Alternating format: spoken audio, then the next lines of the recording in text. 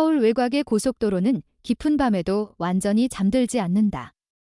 새벽 2시가 조금 지난 시간, 인천 방향에서 서울로 이어지는 경인고속도로 위를 한 대의 순찰차가 조용히 달리고 있었다. 경찰관 김하늘은 이 노선을 6회째 순찰하고 있었다. 교통사고가 잦은 구간이라 그녀에게 이 시간의 도로는 늘 긴장과 고요가 공존하는 공간이었다. 그러나 그날 새벽, 불빛이 비춘 차선 옆에서 작고 낯선 그림자가 눈에 들어왔다. 처음에는 길을 잃은 반려견이라 생각했다. 하지만 가까이 다가가자 그것이 네 발로 걷지 않는다는 사실이 분명해졌다. 차량을 멈추고 내리자 한 어린아이가 도로변을 따라 걷고 있었다. 4살쯤 되어 보였다. 야은 공룡무늬 잠옷차림의 맨발이었다. 손에는 귀 한쪽이 떨어져 나간 낡은 토끼 인형을 꼭 쥐고 있었다. 얼굴에는 울음도 당황한 기색도 없었다. 한겨울 새벽, 영하에 가까운 기온 속에서 어린아이가 아무렇지 않게 걸어가고 있다는 것이 믿기지 않았다. 하늘은 조심스럽게 다가가 아이의 이름을 물었다. 아이는 한참을 망설이다가 작게 대답했다. 지원. 그 짧은 대답에 이어지는 말은 더욱 충격적이었다. 엄마가 불빛을 따라가라고 했어요. 지원의 시선은 멀리 서울 도심 쪽으로 향했다. 수많은 네온사인과 가로등 불빛이 어둠 속에서 희미하게 번져 있었다.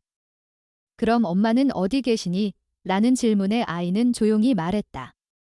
엄마는 자요. 이번엔 오래 자야 한대요. 그 한 문장이 하늘의 마음을 짓눌렀다. 아이가 말하는 잠이 무엇을 의미하는지 직감적으로 알 수 있었다. 순찰차 아는 곳 작은 온기와 긴장으로 가득 찼다. 하늘은 아이에게 담요를 덮어주고 무전으로 상황을 보고했다. 아동보호기관과 응급팀이 출동했고 아이의 이름으로 조회한 결과 주소는 경기도 포천시 범계동 42의 7번지였다. 하늘은 아이의 손에 여전히 쥐어진 토끼 인형을 바라보며 그곳으로 향했다. 좁은 골목 끝에 위치한 다세대 주택은 오래되고 침침했다. 현관 앞에는 배달 광고지와 전단이 쌓여 있었다. 불빛 하나 새어나오지 않았다. 문을 두드려도 대답이 없자 하늘은 동행한 아동복지사 박민석과 함께 문을 강제로 열었다. 안쪽은 조용했고 공기의 냄새가 무거웠다. 거실에는 어린아이가 그린 것으로 보이는 그림들이 벽 곳곳에 붙어 있었다. 엄마랑 나, 우리 집, 햇살지라는 글씨가 삐뚤빼뚤하게 적혀 있었다. 침실 문을 열자 한 여성이 바닥에 누워 있었다. 옆에는 약통이 비어 있었고 약봉지에는 리나라, 수면제라고 쓰여 있었다. 작은 테이블 위에는 펜으로 급히 쓴 종이가 있었다. 글씨는 떨려 있었지만 읽을 수 있었다. 별표 지원아, 불빛을 따라가면 좋은 사람들이 너를 도와줄 거야. 엄마는 잠깐만 쉬고 싶어. 별표 하늘은 즉시 119에 신고했고 여성은 심박이 약한 상태로 병원으로 옮겨졌다. 그녀가 구급차에 실려 나갈 때 하늘은 문 앞에서 잠든 아이의 얼굴을 떠올렸다. 4살짜리 아이가 얼마나 오랜 시간 그 도로를 걸었을까? 몇 번을 넘어졌을까? 그러나 아이는 울지 않았다. 두려움 대신 이상할 만큼 담담한 표정만이 남아 있었다. 어쩌면 이미 오랜 시간 세상과의 싸움 속에서 익숙해진 침묵인지도 몰랐다. 그날 새벽 3시 반, 경찰서의 작은 사무실 안에는 따뜻한 공기와 피곤한 정적이 흘렀다. 지원은 임시로 보호소로 이송되기 전 하늘의 품 안에서 조용히 잠이 들었다. 토끼 인형을 안은 채였다. 하늘은 컴퓨터에 사건 보고서를 입력하며 문장 끝을 여러 번 지웠다. 아동보호조치 완료라는 짧은 문장이 모든 것을 설명해주지 못했다. 밖은 여전히 어두웠지만 동쪽 하늘이 희미하게 밝아오고 있었다. 하늘은 창문을 열고 찬 공기를 들이켰다. 도로 위에 아까까지 깜빡이던 순찰차의 경광등 불빛이 천천히 사라지고 있었다. 마음 한쪽에 이상한 무게가 남았다. 아이의 마지막 말이 계속 떠올랐다. 별표 건마가 불빛을 따라가면 좋은 사람들이 있을 거래요.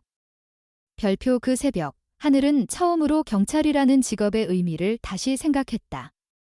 단순히 법을 지키는 사람이 아니라 누군가에게 마지막 불빛이 되어줄 수도 있다는 사실을.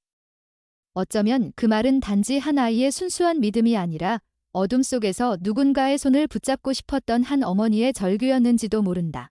지원이 남긴 발자국은 도로 위에 아직 남아있을 것이다. 바람에 쓸려 사라지더라도 그 아이가 향하던 방향에는 분명 불빛이 있었다. 하늘은 다음 날 새벽에도 같은 길을 돌며 창밖을 바라보았다.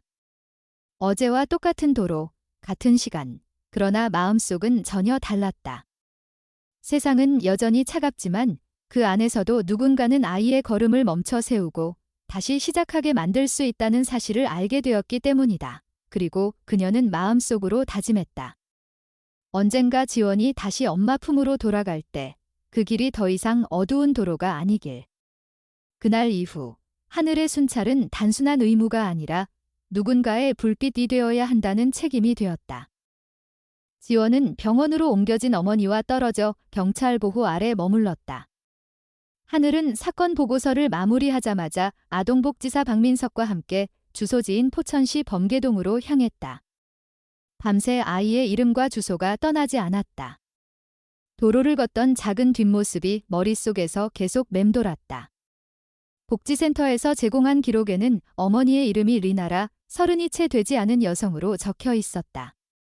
가족이나 친척의 이름은 공란이었다. 범계동의 다세대 주택단지는 오래된 구조였다. 복지공무원이 전해준 열쇠로 문을 열자마자 안에는 전기가 끊긴 듯 조용했다. 냉기가 아닌 멈춰버린 시간의 냄새가 감돌았다. 거실 한쪽에는 아이의 장난감 상자가 열려 있었고 벽에는 크레파스로 그린 그림들이 덕지덕지 붙어 있었다. 엄마랑 나, 햇살, 행복한 집이라는 글씨가 삐뚤빼뚤 적혀 있었다. 하늘은 잠시 시선을 멈추었다. 어머니가 그렸을 리 없었다. 아이가 혼자 벽에 붙였을 것이다. 안방 문을 열자 그 안에 한 여성이 누워 있었다. 팔 옆에는 빈 약통이 떨어져 있었고 바닥에는 병원 처방전이 구겨져 있었다. 이름란에 리나라, 수면제라고 적혀 있었다. 한눈에 봐도 급하게 약을 삼킨 흔적이었다. 테이블 위에는 낡은 볼펜으로 쓴 종이가 있었다. 글씨는 급히 휘갈겨져 있었지만 또박또박 아이의 이름이 적혀 있었다. 별표 지원아, 엄마가 많이 미안해. 불빛을 따라가면 좋은 사람들이 너를 지켜줄 거야.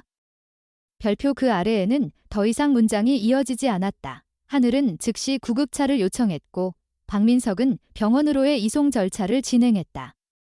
구급대원이 여성을 옮기는 동안 하늘은 방 안을 둘러보았다. 싱크대에는 반쯤 먹다 남은 컵라면 2개, 냉장고에는 물 1병뿐이었다. 현금 출금 영수증이 쌓여 있었고 대부분 2,000원 인출 실패라는 글씨였다. 하늘은 손끝이 떨렸다. 절망은 폭력이 아니었다. 그것은 지쳐버린 침묵의 형태로 남아있었다. 병원으로 옮겨진 리나라는 심정지 직전까지 갔으나 다행히 맥박이 회복되었다. 의사는 최소한의 생명 반응이 유지되고 있다고만 말했다. 보호자 서명란에는 아무도 없었다. 하늘이 대신 서류에 서명했다. 공권력으로서의 절차였지만 그 순간 그녀는 서명 뒤에 붙은 이름의 무게를 실감했다. 아이는 보호 중이고 어머니는 생사 기로에 있다. 그 사실만으로도 이 사건은 더 이상 단순한 구조가 아니었다. 새벽이 지나 아침이 밝자 하늘은 복지사 박민석과 함께 병원 내 사회복지실로 향했다. 담당자는 무표정하게 말했다. 이런 경우는 많습니다. 경제적인 압박, 양육 스트레스, 고립감. 혼자 감당하다가 터지는 거죠. 하늘은 아무 말 없이 고개를 끄덕였다. 그는 책상 위에 놓인 자료를 넘기며 물었다. 아이의 임시보호는? 박민석이 대답했다. 서울 아동보호센터로 이송했습니다. 오늘 오전부터 심리평가와 신체검사를 받을 겁니다. 이 짧은 정적이 흘렀다. 하늘은 손목 시계를 보았다. 그 시간, 지원은 낯선 곳에서 깨어났을 것이다. 혹은 여전히 잠들어 있을지도 몰랐다. 그러나 무언가 본능적으로 느껴졌다. 그 아이는 결코 쉽게 잠들지 못했을 것이다. 어머니의 마지막 말을 기억하고 있을 테니까. 불빛을 따라가면 좋은 사람들이 있을 거야. 아이가 믿은 그 말이 지금은 아이의 모든 세계였다. 병실 복도로 향하는 발걸음은 무겁지 않았다. 오히려 묘한 평온이 있었다. 하늘은 유리창 너머로 리나라의 병실을 바라보았다. 산소 마스크를 쓴 그녀의 얼굴은 아직 젊었다. 창백하고 여인 얼굴이었지만 그 표정에는 두려움이 아니라 안도감이 비쳤다. 마치 아이가 무사히 불빛을 따라갔다는 사실을 알고 있는 듯했다. 의사는 곧 의식이 돌아올 수도 있다고 했지만 뇌손상 가능성도 배제할 수 없다고 덧붙였다. 하늘은 병실 앞에서 잠시 멈춰섰다. 그 순간 경찰이라는 직함은 아무 의미가 없었다. 그저 한 인간으로서 눈앞의 여성이 견뎌온 시간에 대해 생각했다. 직장을 잃고 이웃과 단절된 채 하루 세 끼를 버티며 아이를 지켜야 했던 젊은 엄마. 한국 사회에서 그런 여인들은 끝없이 많았다. 모두가 조금씩 무너져도 뉴스는 그런 이름을 기억하지 않았다. 그날 오후, 하늘은 복지센터로 복귀했다. 책상 위에는 긴급 아동보호 보고서가 놓여 있었다. 문서 끝에 보호자 없음이라는 네 글자가 굵게 인쇄되어 있었다. 하늘은 펜을 들었지만 쉽게 서명하지 못했다. 아이가 말한 텀마는 잠자요 라는 한마디가 떠올랐다. 그 단어는 단순한 묘사가 아니라 4살짜리 아이의 세계관이었다. 잠은 이별의 완곡한 말이자 두려움을 피하려는 어린 마음의 표현이었다. 하늘은 잠시 창문을 열었다. 바깥의 소음이 멀리서 들려왔다. 버스의 엔진 소리, 아침 출근길의 발걸음, 멀리서 울리는 구급차의 사이렌. 그 모든 소리가 평소와 다르지 않았지만 그날의 공기는 묘하게 낯설었다. 그녀는 책상 위에 놓인 경찰서 연락망 파일을 열었다. 아동보호전담부서, 정신건강센터, 여성복지과 여러 기관의 번호가 적혀 있었다. 그리고 마음속으로 결심했다. 이 사건을 단순히 구조 완료로 끝내지 않겠다고. 아이와 어머니가 다시 만날 수 있는 가능성을 남기기 위해 행정 절차의 틀 안에서도 할 수 있는 일을 찾겠다고. 그날 밤, 하늘은 보고서를 제출한 후에도 퇴근하지 않았다. 컴퓨터 화면에는 리나라 단독 세대, 임대보증금 체납, 건강보험 미납이라는 데이터가 떠 있었다. 그 아래에 가족 없음이라는 항목이 덧붙어 있었다. 그녀는 그 단어에 오래 시선을 두었다. 없음이라는 말이 얼마나 잔인한지 오늘 하루를 통해 배운 듯했다. 한편 같은 시각 서울의 아동보호센터에서는 지원이 조용히 잠에서 깨어났다. 보호교사가 건넨 따뜻한 미음을 한두 숟갈 뜨더니 금세 손에 쥐고 있던 토끼 인형을 꼭 잡았다. 아무 말도 하지 않았다. 누군가가 물을 주어도 대답은 없었다. 다만 불빛이 비치는 창문을 한참 바라보다가 속삭였다. 엄마가 이쪽으로 오고 있을 거예요. 그 목소리가 멀리 떨어진 병실까지 닿을 리는 없었다. 하지만 이상하게도 그 시간, 리나라의 손가락이 미세하게 움직였다. 아무도 눈치채지 못했지만 그 작은 반응은 오래 잠들어 있던 몸이 삶 쪽으로 돌아오려는 첫 신호였다. 하늘은 그 사실을 알지 못한 채 컴퓨터를 꺼두고 천천히 자리에서 일어섰다. 하루가 끝났고 또 다른 하루가 시작되고 있었다. 경찰서 보호실의 불빛이 희미하게 비추는 새벽, 지원은 조용히 앉아 있었다. 방 안에는 경찰관 2명과 아동복지사 박민석이 있었지만 아이의 존재는 마치 공기처럼 가벼웠다. 말을 걸면 고개를 끄덕이거나 짧게 대답했을 뿐이었다. 그는 아무도 모르는 세계 안에서 무언가를 지키려는 듯 침묵을 유지했다. 하늘은 책상에 앉아 보고서를 작성하다가 잠시 펜을 멈추었다. 그 아이가 말했던 전마가 잠을 자고 있다는 문장이 다시 떠올랐다. 그 짧은 한마디가 단순한 설명이 아니라 모든 진실의 조각처럼 느껴졌다. 복지사는 아이에게 따뜻한 우유를 건넸다. 아이는 손에 들고 있던 낡은 토끼 인형을 내려놓지 않은 채 조용히 마셨다. 유리컵의 표면에 김이 서렸다. 하늘은 아이에게 이름을 다시 물었다. 지원은 아주 또렷한 발음으로 자신의 이름을 말했다. 정지원이에요. 목소리에는 아직 어색한 확신이 있었다. 그리고 그 다음 문장은 하늘의 마음을 멈추게 했다. 엄마가 불빛을 따라가면 좋은 사람들이 있을 거라고 했어요. 아이는 고개를 들지 않고 말했다. 박민석은 아이에게 몇 가지 질문을 이어갔다. 엄마는 언제 잠들었니? 집에 다른 사람이 있었니? 무섭지 않았니? 아이는 대부분의 질문에 대답하지 않았다. 다만 마지막에 작게 속삭였다. 엄마는 괜찮아요. 그냥 자는 거예요. 하늘은 복지사에게 눈짓을 보내 대화를 멈추게 했다. 아이의 머릿속에 괜찮다는 단어가 어떤 의미로 남아있는지 지금 그 세계를 억지로 깨뜨릴 수는 없었다. 잠시 후 아이는 의자에 앉은 채로 졸기 시작했다. 그 순간 하늘은 그 작은 존재를 어떻게 보호해야 할지 알 수 없었다. 아침이 밝자 아이는 서울시 아동보호센터로 이송되었다. 그곳은 긴급보호 아동이 잠시 머무는 공간이었다. 복지사는 아이에게 새 옷과 신발을 건넸다. 지원은 아무 말 없이 갈아입었고 낡은 토끼 인형만은 놓지 않았다.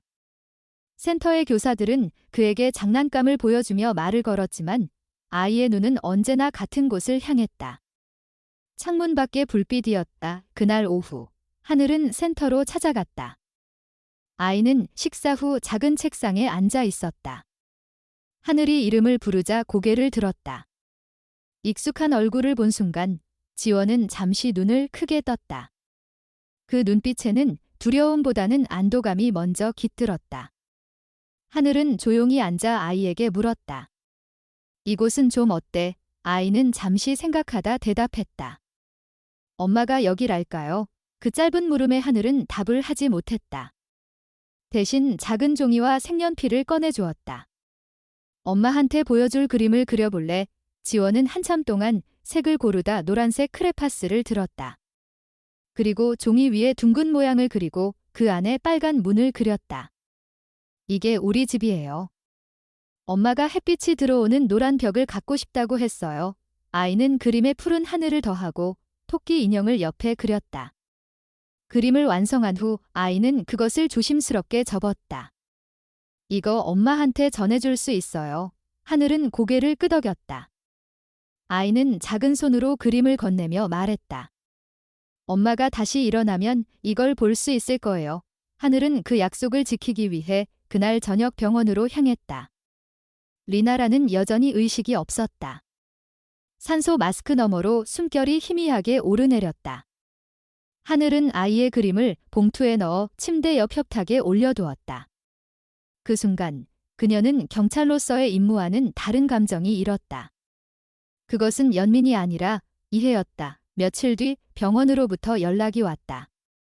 리나라의 상태가 안정되었고 호흡이 자가로 전환되었다는 소식이었다.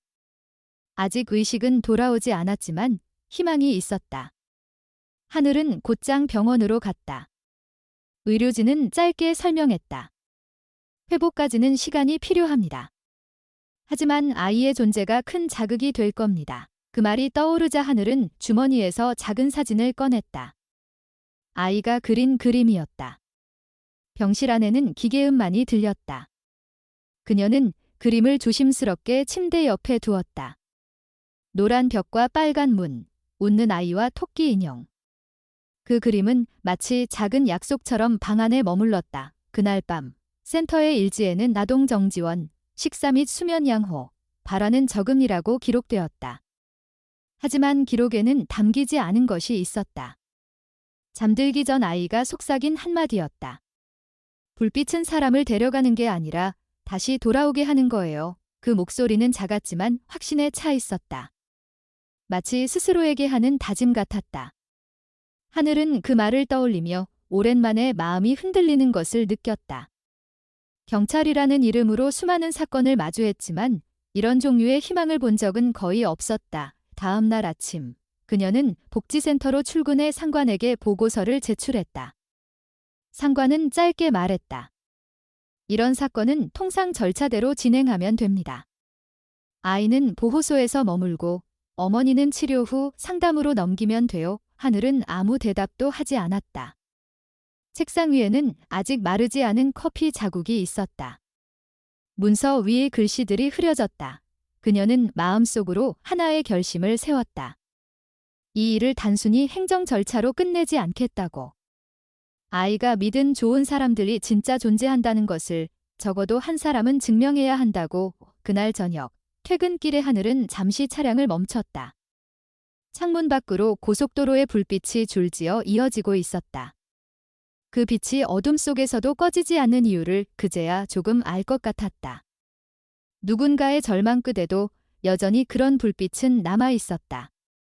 그리고 그 불빛이 한 아이를 다시 세상으로 이끌고 있었다. 며칠이 지나 리나라는 완전히 의식을 되찾았다. 의료진은 아직 말을 많이 하면 안 된다고 했지만 그녀는 깨어난 직후부터 아들의 이름을 찾았다.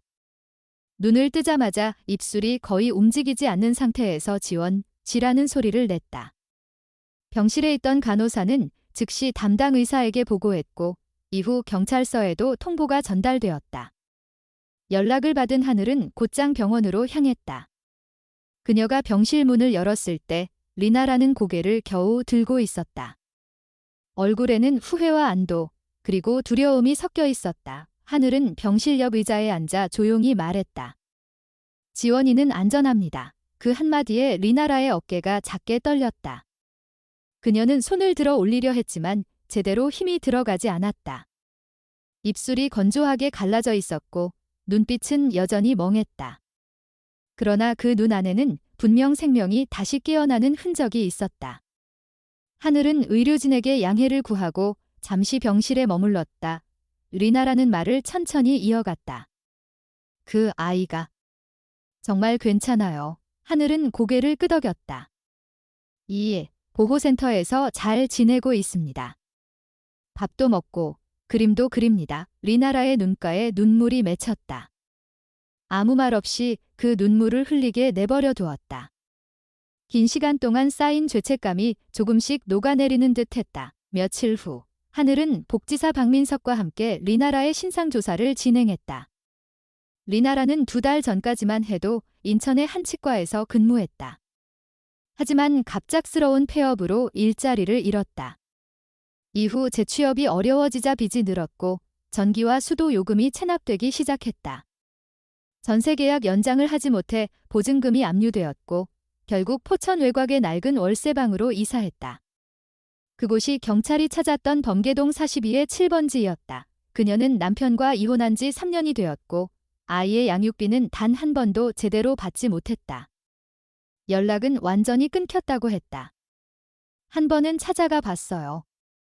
회사 앞에서 하루 종일 기다렸는데 그 사람은 나를 못 본 척 지나갔어요.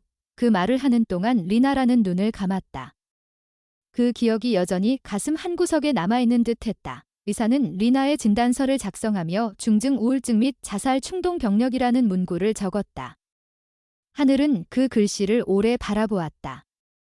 그 문장 하나가 한 인간의 삶을 규정짓는다는 사실이 아프게 느껴졌다. 병원 내 정신건강의학과 담당인은 치료 의지를 묻자 리나라는 작게 고개를 끄덕였다. 지원이를 다시 보고 싶어요. 다시 살고 싶어요. 그 말이 리나라의 입에서 나왔을 때 하늘은 처음으로 그녀가 완전히 돌아왔다는 걸 느꼈다. 같은 시각, 서울의 보호센터에서는 지원이 일상으로 조금씩 적응하고 있었다. 교사들은 지원이 여전히 말을 아끼지만 밤에 악몽을 꾸지 않고 잠드는 날이 많아졌다고 기록했다.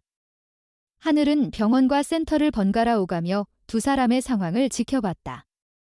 이 사건이 서류로만 끝나지 않기를 바랐다. 병원에서 퇴원 결정이 내려진 것은 2주 후였다.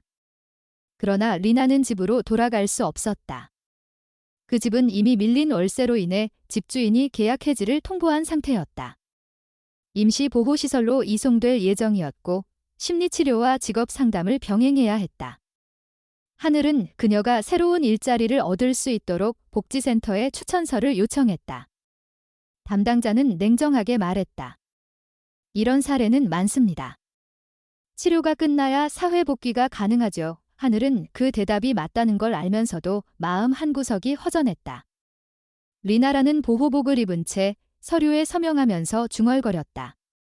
이제는 괜찮아요.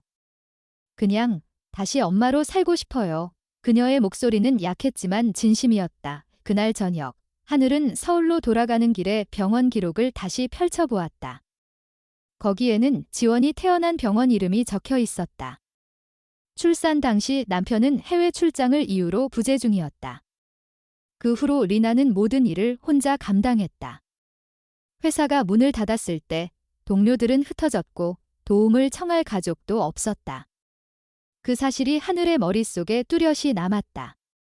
사회의 구조 속에서 한 사람이 고립되어 가는 과정이 얼마나 빠른지 다시 한번 확인하는 순간이었다. 며칠 후 하늘은 다시 리나를 찾았다. 그녀는 심리치료실에서 상담을 받고 있었다. 상담사는 하늘에게 지금은 비교적 안정적인 상태입니다. 회복 가능성이 있습니다. 라고 말했다. 하늘이 들어서자 리나가 고개를 들었다. 짧은 눈인사였지만 그 눈빛에는 더 이상 두려움이 없었다. 하늘은 봉투 하나를 꺼내 건넸다. 안에는 지원이 그린 그림이 들어있었다. 노란 벽, 빨간 문, 웃고 있는 아이. 리나라는 봉투를 열어 그 그림을 보자마자 울음을 터뜨렸다. 손끝으로 그 문을 따라가듯 천천히 그림을 쓰다듬었다. 이건 지원이가 직접 그린 거예요. 엄마가 깨어나면 보여달라고 했어요. 하늘이 조용히 말했다. 리나라는 고개를 숙인 채 아무 말도 하지 않았다. 눈물은 그치지 않았지만 그 눈물 속에는 후회뿐 아니라 희망도 섞여 있었다. 그날 밤 하늘은 보고서를 쓰며 마지막 문장에 이렇게 적었다. 별표 리나라는 회복 중이며 아들을 만나기 위해 치료를 지속하고 있다. 별표 그리고 잠시 펜을 내려놓았다. 그녀는 스스로에게 물었다. 누구를 위해 쓰는 보고서인가? 행정적 절차를 위한 문서일 수도 있었지만 그날의 기록은 한 사람의 삶이 다시 시작되는 증거였다. 하늘은 그 문장을 확인하고 서명을 했다. 그리고 창밖을 바라보며 속으로 말했다. 당신은 지금 잘하고 있어요. 그 말은 어쩌면 리나라에게 하는 말이었지만 동시에 세상에 남겨진 수많은 리나라들에게 전하는 말이기도 했다. 서울 마포의 아동보호센터에서 지원은 한 달째 머물고 있었다. 처음 며칠 동안 그는 아무 말도 하지 않았다. 교사들이 이름을 불러도 반응하지 않았고 밥을 먹을 때도 숟가락을 든 채 한참을 멈춰 있었다. 다른 아이들이 뛰어놀 때에도 혼자 구석에 앉아 있었다. 손에는 여전히 낡은 토끼 인형이 있었다. 어느 날 교사가 인형을 세탁하려 하자 그는 고개를 세차게 저으며 꼭 껴안았다. 아무도 그 이유를 묻지 않았다. 아이의 침묵은 하나의 울음이었다. 센터장은 아동심리상담사를 불러 검사를 진행했다. 결과는 예상대로였다. 지원은 극심한 불안과 분리 충동을 보였고 밤이 되면 자주 깨서 불빛을 찾는다고 했다. 그 불빛이 자신을 데려온 엄마의 약속과 연결되어 있는 듯 했다. 상담사는 안정된 관계가 필요하다고 권고했다. 익숙한 사람이 곁에 머물면 회복이 빠를 거라고 했다. 하늘은 그 말을 듣고 다음 날부터 센터를 자주 찾기 시작했다. 그녀가 도착했을 때 지원은 작은 탁자에 앉아 종이를 접고 있었다. 하늘이 조용히 다가가 인사를 건넸다. 아이는 고개를 들었지만 금세 다시 눈을 내리깔았다. 하늘은 말없이 옆에 앉아 종이 한 장을 꺼냈다. 같이 접어볼까? 아이는 대답하지 않았지만 손끝이 천천히 움직이기 시작했다. 종이가 배 한 척의 모양이 되자 아이의 표정에 미세한 변화가 일었다. 아주 작은 미소였다. 며칠이 지나자 아이는 조금씩 말을 하기 시작했다. 하늘이 가져온 색연필로 그림을 그리며 험마는 병원에 있어요. 라고 물었다. 하늘은 조심스럽게 말했다. 응, 엄마는 치료받고 있어? 곧 나을 거야. 의 지원은 잠시 고개를 끄덕였다. 그리고 노란색을 집어 들었다. 엄마는 노란 벽을 좋아해요. 햇빛이 들어오면 따뜻하대요. 아이는 천천히 벽을 그리고 빨간 문을 덧붙였다. 이건 우리 집이에요. 그날 이후 지원은 매일 한 장씩 그림을 그렸다. 어떤 날은 웃고 있는 사람, 어떤 날은 토끼 인형, 어떤 날은 커다란 해를 그렸다. 하늘은 그 그림을 파일에 모아두었다. 아이의 손끝에서 다시 삶이 피어나는 것 같았다. 하늘은 주말마다 리나라가 머물고 있는 치료센터를 찾았다. 리나는 여전히 치료를 받고 있었지만 표정이 훨씬 밝아졌다. 그녀는 사회복지사의 도움으로 직업교육 프로그램에 등록했고 간단한 행정 보조 업무부터 배우기 시작했다. 하늘은 그녀에게 지원의 근황을 전했다. 그림을 아주 잘 그려요. 그리고 엄마 얘기를 자주 해요. 리나라는 그 말을 들은 순간 눈을 감았다. 눈물이 맺혔지만 이번엔 슬픔이 아니라 안도였다. 며칠 후 하늘은 지원이 그린 그림 한 장을 봉투에 넣어 리나에게 전했다. 봉투를 연 리나는 잠시 숨을 삼켰다. 노란 벽과 빨간 문이 있었다. 그 문 앞에서 작은 아이와 여성이 손을 잡고 있었다. 그림 위에는 전마랑 나라고 쓰여 있었다. 리나는 그 글자를 손끝으로 더듬으며 중얼거렸다. 그 아이는 나보다 훨씬 용감하네요. 그날 이후 리나는 재활 프로그램을 빠짐없이 참석했다. 아침마다 일어나면 지원이 그린 그림을 꺼내놓고 하루를 시작했다. 그 그림은 약속처럼 그녀를 버티게 만들었다. 상담사는 그녀에게 살고 싶다는 마음이 가장 강한 약이라고 말했다. 리나는 고개를 끄덕였다. 아이를 다시 안을 수 있다면 뭐든 할 수 있어요. 하늘은 그 모습을 지켜보며 확신을 얻었다. 아이를 다시 만나게 할 때가 오고 있다는 것을. 그러나 행정적인 절차는 쉽지 않았다. 보호소와 병원, 복지기관, 그리고 법원까지 여러 단계를 거쳐야 했다. 하늘은 서류를 정리하며 직접 모든 기관을 찾아다녔다. 어떤 담당자는 그런 케이스는 보통 시간이 오래 걸립니다. 재판부의 판단이 있어야 해요. 라고 했다. 하지만 하늘은 포기하지 않았다. 센터에서는 지원의 변화가 뚜렷해졌다. 아침마다 교사에게 먼저 인사를 했고 식사도 스스로 챙겨 먹기 시작했다. 다른 아이들과 함께 놀기 시작했으며 가끔은 하늘에게 오늘은 엄마도 밥 먹었을까요? 라고 물었다. 그 물음이 나올 때마다 하늘은 마음이 저렸다. 한 달 후 하늘은 병원에서 리나라의 마지막 면담 보고서를 받았다.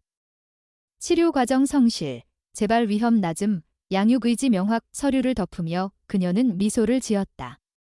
그날 오후 보호센터로 돌아가 지원을 찾아갔다. 아이는 색종이로 작은 별을 접고 있었다. 오늘은 별이에요. 하늘에서 엄마가 볼 수 있잖아요. 그 말에 하늘은 아무 대답도 하지 못했다. 아이가 접은 별을 손에 쥐며 속으로 생각했다. 이 아이는 이미 어른보다 강하다. 며칠 후 보호소 내 회의에서 아이의 가족 재결합 여부가 논의되었다. 하늘은 담당 경찰로서 참석했다. 복지사는 조심스레 의견을 냈다. 어머니가 치료를 마쳤고 아이에 대한 보호 능력 회복이 확인되었습니다. 전문가 검토 결과 재결합이 가능하다는 결론입니다. 회의장은 잠시 조용해졌다. 그리고 결국 승인 결정이 내려졌다. 그날 저녁 하늘은 병원에 전화를 걸었다. 리나라가 퇴원 준비를 하고 있었다. 그녀는 목소리를 떨며 물었다. 정말 아이를 만날 수 있나요? 하늘은 짧게 대답했다. 그 아이는 기다리고 있어요. 리나라는 한동안 아무 말도 하지 않았다. 숨소리만 들렸다. 전화를 끊고 나서 하늘은 책상에 앉아 있었다. 창문 밖에는 서울의 불빛이 반짝이고 있었다. 처음 그 불빛 아래에서 만났던 아이가 이제 다시 어머니를 향해 나아가고 있었다. 그것이 단순한 우연이 아니라 누군가의 삶이 서로 이어지는 방식임을 하늘은 느꼈다. 그녀는 서류철을 다듬며 조용히 속삭였다. 이제 시작이야. 그 말은 리나라와 지원, 그리고 스스로에게 하는 약속이었다. 경찰서 기록을 정리하던 하늘은 리나라의 서류를 다시 펼쳤다. 서류 뒷장에 오래된 연락처 하나가 눈에 들어왔다. 정연수 보호자. 남편의 이름이었다. 이혼 당시 제출된 서류에 기재되어 있었지만 그 이후로 한 번도 연락된 적이 없었다. 하늘은 잠시 망설이다가 전화를 걸었다. 신호음이 몇 번 울린 뒤 낮고 피곤한 목소리가 들렸다. 네, 정연수입니다. 하늘은 자신을 경찰이라고 소개하며 아이의 이름을 말했다. 잠시 정적이 흘렀다. 그가 조용히 물었다. 지원이가 살아있나요? 하늘은 짧게 대답했다. 잘 지내고 있습니다. 어머니는 회복 중이에요. 그 말에 남자는 길게 숨을 내쉬었다. 그는 곧 자신의 잘못을 인정하며 말했다. 그녀가 그토록 힘들 줄 몰랐어요. 그때는 도망치는 게 최선이라 생각했습니다. 하늘은 그를 만나보자고 했다. 며칠 뒤 서울로 올라온 현수는 경찰서 회의실에서 하늘과 마주 앉았다. 그는 평범한 회사원처럼 보였지만 얼굴에는 깊은 피로가 묻어 있었다. 하늘은 서류를 책상 위에 올려두며 말했다. 이제라도 아이를 만나보실 생각이 있나요? 현수는 고개를 끄덕였다. 물론이죠. 하지만 지금은 제가 나설 자격이 없어요. 그 아이에게 아버지라고 부를 이유를 준 적이 없거든요. 그 말이 끝나자 하늘은 그가 진심이라는 걸 느꼈다. 며칠 후 현수는 사회복지센터를 찾아가 상담을 받았다. 그는 그동안의 경제 상황과 생활을 모두 공개했고 아버지로서 책임을 지고 싶다는 의사를 밝혔다. 하지만 담당자는 조심스럽게 말했다. 지금은 어머니의 회복이 우선입니다. 아버지의 역할은 그 다음 단계에서 논의될 겁니다. 현수는 순순히 고개를 끄덕였다. 괜찮습니다. 그녀와 아이가 다시 일어설 수 있다면 그게 제 몫이에요. 하늘은 그가 병원을 방문하도록 주선했다. 리나라는 면담 허가를 받았지만 처음에는 만나기를 거절했다. 그러나 하늘의 권유 끝에 결국 그를 맞이하기로 했다. 병실 문이 열리고 현수가 들어왔을 때 리나라는 눈을 피하지 않았다. 오랜 시간 묻혀있던 감정들이 한순간에 떠올랐지만 목소리는 차분했다. 이제 와서 왜 왔어요? 현수는 대답하지 못했다. 대신 서류 봉투를 꺼내 책상 위에 올려두었다. 지원이 앞으로의 생활비예요. 제가 도망친 만큼은 갚고 싶습니다. 리나라는 그 돈을 보며 잠시 말을 잃었다. 짧은 침묵이 흐른 뒤 현수가 말했다. 당신이 얼마나 힘들었을지 이제야 조금 알겠어요. 그 아이가 혼자 불빛을 따라 걸었다는 이야기를 듣고 도저히 잠을 잘 수가 없었습니다. 리나라는 그 말을 듣고 손을 모았다. 나는 그냥 살고 싶었어요. 단 하루라도 편하게 숨쉬고 싶었어요. 그녀의 눈물이 떨어졌지만 이번에는 누구도 위로하지 않았다. 그들은 서로의 잘못을 인정하는 것으로 대화를 마무리했다. 며칠 후 가정법원에서 양육권 관련 심리가 열렸다. 리나라는 정신과 진단서와 복지센터의 보고서를 제출했다. 변호사가 준비한 자료에는 그녀의 꾸준한 치료와 재활 과정이 상세히 기록되어 있었다. 법정에는 하늘도 증인으로 참석했다. 판사는 서류를 훑어보며 물었다. 당시의 행위가 아동학대에 해당할 수 있다는 점을 알고 있습니까? 리나는 조용히 대답했다. 압니다. 하지만 그때 저는 아이를 해치려 한 게 아니었습니다. 오히려 세상이 우리를 버렸다고 느꼈어요. 하늘은 증언대에서 조용히 말했다. 저는 현장에서 아이를 처음 발견했습니다. 그 아이는 두려움보다는 믿음을 가지고 있었습니다. 어머니가 말한 불빛이 그 아이에게 희망이었어요. 저는 그 믿음이 이 사건의 진짜 의미라고 생각합니다. 법정안은 잠시 조용해졌다. 판사는 메모를 하며 고개를 끄덕였다. 심리는 짧게 끝났다. 검사는 리나의 행위가 범죄의 고의보다는 심리적 붕괴 상태에서 비롯된 것으로 보인다고 했다. 아동보호관은 재결합 가능성이 높다고 의견을 냈다. 마지막으로 현수가 자리에서 일어나 말했다. 저는 양육권을 원하지 않습니다. 그녀가 다시 엄마로 살 수 있도록 돕는 게 제 몫입니다. 며칠 후 판결이 내려졌다. 재판부는 리나라에게 조건부 보호자 자격 회복을 허가했다. 그녀는 6개월 동안 정신치료를 지속하고 복지센터의 지도 아래 생활해야 했다. 현수는 경제적 지원과 정기적 면회를 허락받았다. 판결문을 받아든 리나라는 한동안 가만히 있었다. 그 손이 미세하게 떨렸지만 이번에는 불안이 아닌 해방의 떨림이었다. 하늘은 법정 밖에서 그녀를 기다렸다. 리나라는 눈가가 젖어 있었지만 미소를 짓고 있었다. 정말 끝난 걸까요? 그녀의 목소리는 믿기지 않는다는 듯 작았다. 하늘은 대답했다. 끝이 아니라 시작이에요. 그 말에 리나라는 고개를 숙였다. 눈물이 흘렀지만 이번에는 울음소리가 없었다. 그저 긴 시간 눌러왔던 감정이 천천히 풀리는 듯 했다. 며칠 후, 하늘은 보호센터를 방문해 아이에게 소식을 전했다. 지원은 눈을 크게 뜨고 하늘을 바라봤다. 엄마가 나아요. 하늘은 미소를 지었다. 응, 아주 많이 나았어. 이제 곧 만날 수 있을 거야. 아이의 입술이 떨렸지만 울지는 않았다. 대신 작은 목소리로 말했다. 엄마는 약속 지켰네요. 그날 밤, 하늘은 보고서를 마무리하며 문장 하나를 덧붙였다. 별표 어머니와 아들은 서로를 구했다. 별표 그리고 펜을 내려놓았다. 오래된 피로감이 밀려왔지만 마음 한구석에는 따뜻한 무언가가 남았다. 그녀는 처음으로 업무가 아니라 사람의 이야기를 기록하고 있다는 사실을 느꼈다. 밖은 늦은 밤이었고 도시의 불빛은 여전히 꺼지지 않았다. 하늘은 창가에 서서 생각했다. 누군가에게 그 불빛은 길이 되고 또 누군가에게는 돌아갈 집이 된다. 그리고 그날의 불빛은 분명히 한 가족을 다시 이어주고 있었다. 서울가정법원에서 판결이 확정된 지 일주일 후, 리나라는 복지센터의 인도 절차를 거쳤다. 그녀는 치료를 병행하면서 사회복거 프로그램에 참여하고 있었고 매일 같은 시간에 약을 복용하며 생활 패턴을 유지했다.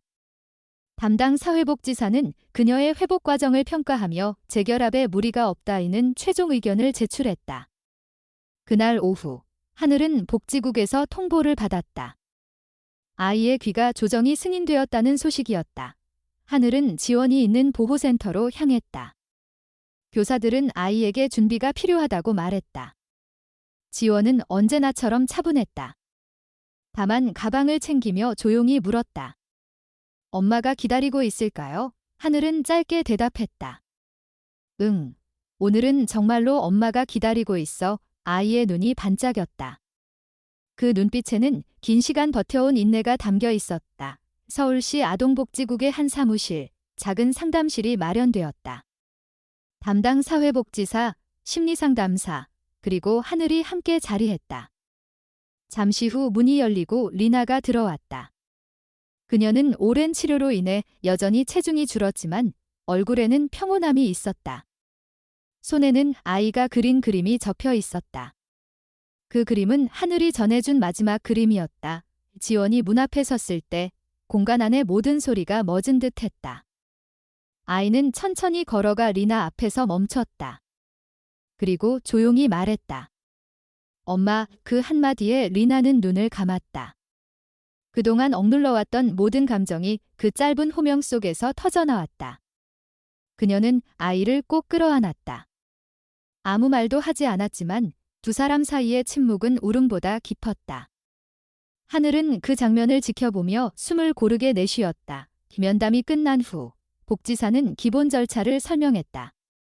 주거지 방문, 치료 연계, 정기 점검 등이 이어질 예정이었다. 리나라는 모든 조항에 서명하며 한 줄 한 줄을 읽었다. 손끝이 약간 떨렸지만 이번엔 불안이 아니라 다짐이었다. 다시는 아이를 불안하게 만들지 않겠습니다. 그녀는 복지사 앞에서 그렇게 말했다. 며칠 후 임시 거주지로 배정된 작은 아파트에서 두 사람의 새로운 생활이 시작되었다. 리나라는 복지 지원금으로 마련된 가구를 정리하며 하루하루를 채워갔다. 지원은 처음에는 낯선 공간에 어색해했지만 곧 익숙해졌다. 엄마와 함께 밥을 먹고 함께 그림을 그리고 함께 잠이 들었다. 어느 날 저녁, 지원은 크레파스를 꺼내 노란 벽을 그렸다. 이제 진짜로 이 색으로 칠하면 돼요. 리나는 그 말을 들으며 웃었다. 한편 현수는 매주 한 번씩 센터의 조정 아래 아이를 만났다. 그는 멀리서 아이를 바라보는 것만으로도 만족했다. 아이 앞에서는 말수가 적었지만 항상 작은 장난감이나 책을 챙겨왔다. 리나와 현수는 서로 마주칠 때마다 짧게 인사만 나눴다. 긴 시간의 공백이 남긴 거리였지만 그 안에는 이상한 평화가 있었다. 하늘은 정기적으로 리나의 상태를 확인했다. 복지사에게서 전달받은 보고서에는 모자 관계 안정적, 아이의 심리 회복 양호라는 문장이 반복되어 있었다. 어느 날 하늘은 직접 방문했다. 문을 두드리자 리나가 아이와 함께 문을 열었다. 식탁 위에는 지원이 만든 종이별이 늘어서 있었다. 하늘이 묻자 아이는 대답했다. 엄마랑 새해에 별을 붙이기로 했어요. 우리 집에 별이 많으면 나쁜 일은 안 생긴대요. 하늘은 고개를 끄덕였다. 시간이 지나면서 리나는 사회복지센터의 인턴으로 근무하게 되었다. 처음엔 서류 정리나 전화 응대 같은 단순한 일이었지만 그녀는 성실하게 일했다. 동료들은 그녀가 언제나 조용하고 정확하다고 평가했다. 퇴근 후에는 늘 아이와 시간을 보냈다. 그 일상이 반복되며 그녀의 얼굴에는 서서히 생기가 돌아왔다. 봄이 가까워질 무렵 하늘은 마지막 점검 보고서를 작성했다. 모든 항목이 장호였다. 그녀는 마지막 한 해 가정 복귀 안정화라고 적었다. 보고서를 제출하기 전 문득 창문 밖을 바라봤다.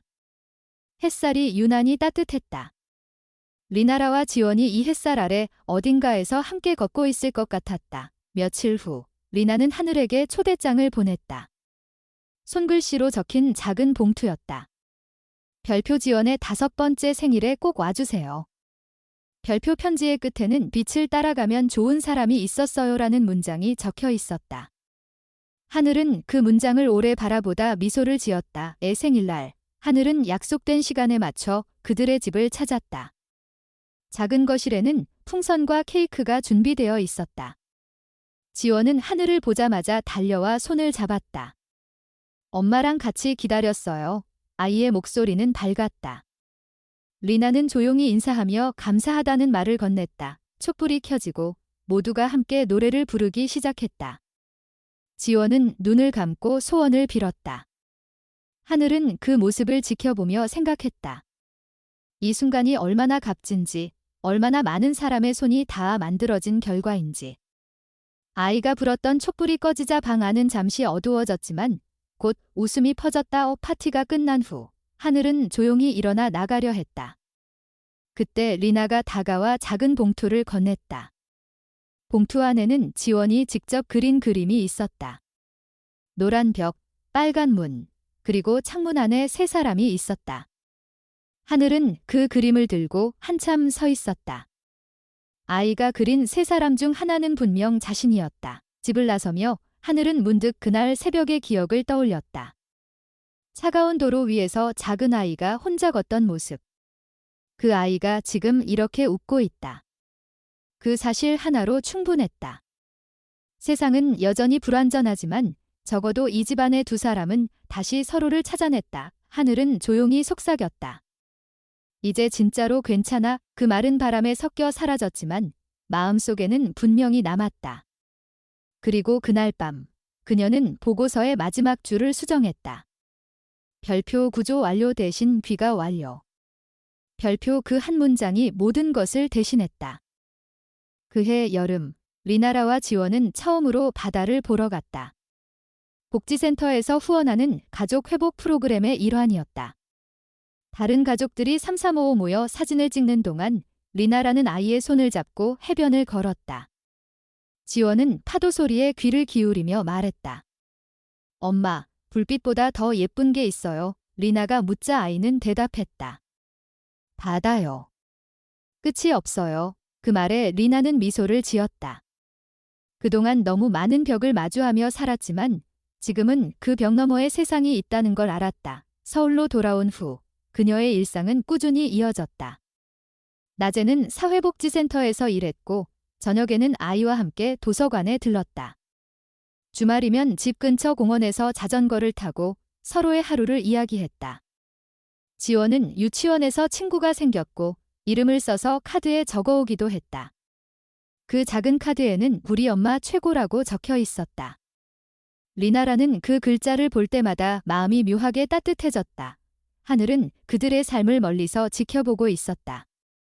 사건이 종결된 후에도 가끔 연락이 오갔다. 어느 날 리나가 전화를 걸어왔다.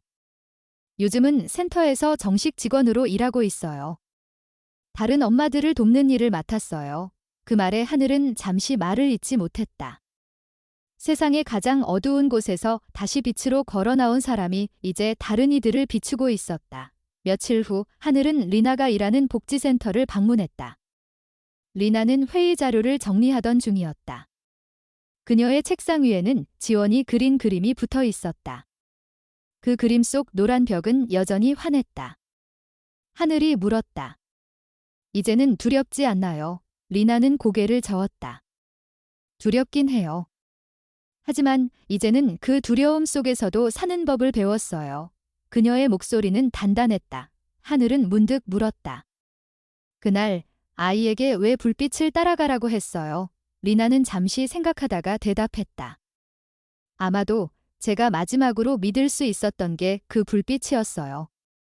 그때는 세상 전체가 꺼진 것 같았거든요. 그런데 지금은 알아요. 불빛은 멀리 있는 게 아니라 내 곁에 있던 사람들이었어요.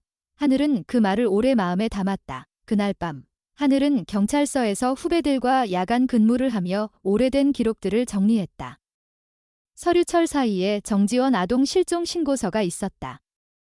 날짜는 그날 새벽이었다. 신고자는 이름이 없었다. 그녀는 서류를 조용히 접어 보관함에 넣었다. 이 기록은 단순한 사건이 아니라 다시 시작된 삶의 증거였다. 시간은 흘러 지원이 초등학교에 입학했다. 학교 첫날, 리나는 아이의 가방을 챙기며 말했다. 늦지 않게 다녀와. 지원은 신발끈을 묶으며 대답했다. 엄마도 오늘 일 잘해요. 두 사람은 짧게 눈을 맞추었다. 문이 닫히자 리나는 잠시 그 자리에 서 있었다. 아이가 걸어가는 길 끝에는 햇살이 비치고 있었다. 몇 달 뒤, 리나는 복지센터에서 쥐기가정 지원 프로그램의 사례 발표를 맡았다. 그녀는 조용히 단상에 올라 자신의 경험을 이야기했다. 저는 한때 세상이 제 아이를 데려간다고 믿었습니다. 하지만 사실은 제가 세상으로부터 스스로를 닫았던 거였어요. 다시 세상으로 나올 수 있었던 건 누군가가 제게 불빛을 비춰줬기 때문이에요. 강당 안에는 짧은 침묵이 흘렀다. 그리고 천천히 박수가 터져 나왔다의 행사가 끝난 뒤 하늘은 무대 뒤편에서 그녀를 기다리고 있었다. 정말 잘했어요. 하늘의 말에 리나는 고개를 숙이며 웃었다. 그때 당신이 없었다면 여기까지 오지 못했을 거예요. 하늘은 대답했다. 저는 그냥 잠시 길을 비춰줬을 뿐이에요. 결국 걸어온 건 당신이죠. 그 대화는 오래 이어지지 않았지만 두 사람의 눈빛에는 깊은 이해가 있었다. 밤이 되어 센터 불이 하나둘 꺼질 때 리나는 창가에 서서 아이의 그림을 바라봤다. 빨간 문 아래에 적힌 글씨가 눈에 들어왔다. 엄마랑 나, 그리고 불빛도. 그녀는 그 문장을 손끝으로 짚으며 천천히 숨을 내쉬었다. 세상에 다시 문을 연다는 건 두려운 일이다. 하지만 그 문을 연 사람만이 새벽의 빛을 볼 수 있다는 걸 이제는 알고 있었다. 그날 밤 하늘은 순찰차를 몰고 도심을 돌았다. 창밖에는 수많은 불빛이 이어지고 있었다. 신호등, 가로등, 상점의 간판, 그리고 늦은 밤 귀가하는 사람들의 창문 불빛까지. 그녀는 문득 생각했다. 누군가에게는 이 불빛들이 단순한 도시의 풍경일지 모르지만 어떤 사람에게는 삶으로 돌아가는 길이 될 수도 있다는 것을. 몇 달 후 봄이 다시 왔다. 복지센터 마당에서 리나와 지원은 나무 아래 작은 텃밭을 가꾸고 있었다. 아이가 흙을 만지며 말했다. 엄마, 씨앗은 왜 어두운 데서 자라요? 리나는 잠시 생각하다가 대답했다. 어둠이 있어야 빛을 찾는 법을 배우니까. 아이는 고개를 끄덕이며 손으로 씨앗을 덮었다. 저녁이 되어 하늘이 센터를 방문했을 때 두 사람은 텃밭 옆 벤치에 앉아 있었다. 리나는 조용히 말했다. 요즘은 불빛이 아니라 사람을 믿어요. 하늘은 미소를 지었다.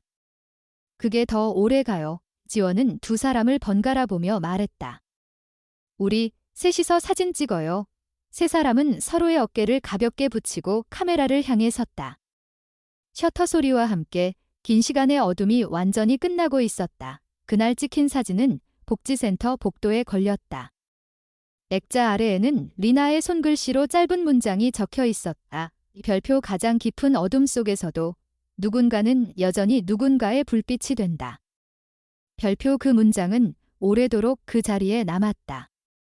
세상이 다시 어두워질 때마다 누군가는 그 문장을 읽으며 마음속에 작은 불빛을 떠올렸다. 그리고 그 불빛은 여전히 꺼지지 않은 채 또 다른 누군가의 길을 비추고 있었다. 오늘 이야기를 끝까지 들어주신 모든 분들께 진심으로 감사드립니다. 이 이야기는 단순한 한 가족의 회복이 아니라 우리 주변에서 누구나 겪을 수 있는 삶의 단면을 보여줍니다. 때로는 세상이 너무 차갑고 외로워 보여도 누군가의 한마디 따뜻한 말, 한 번의 손내밈이 한 사람의 인생을 바꿀 수 있다는 사실을 잊지 않았으면 합니다. 어둠 속에서도 포기하지 않고 다시 걸어나간 리나라와 지원의 이야기는 결국 인간에게 가장 필요한 것은 희망과 서로에 대한 믿음임을 말해줍니다. 이 영상을 통해 마음속의 작은 불빛을 다시 떠올리셨다면 그것만으로도 충분히 의미가 있을 것입니다. 여러분의 하루에도 이런 따뜻한 순간이 찾아오기를 바랍니다. 저희 채널은 이렇게 사람과 사람 사이의 마음을 잇는 이야기를 계속 전하고자 합니다. 그 마음이 이어질 수 있도록 여러분의 관심과 응원이 큰 힘이 됩니다. 영상이 마음에 드셨다면 좋아요를 눌러주시고 느낀 점이나 생각을 아래 댓글로 남겨주세요. 그리고 앞으로의 이야기도 함께하고 싶으시다면 구독을 눌러주세요. 여러분의 참여 하나하나가 저희에게는 큰 격려가 됩니다. 오늘 함께해 주셔서 진심으로 감사합니다.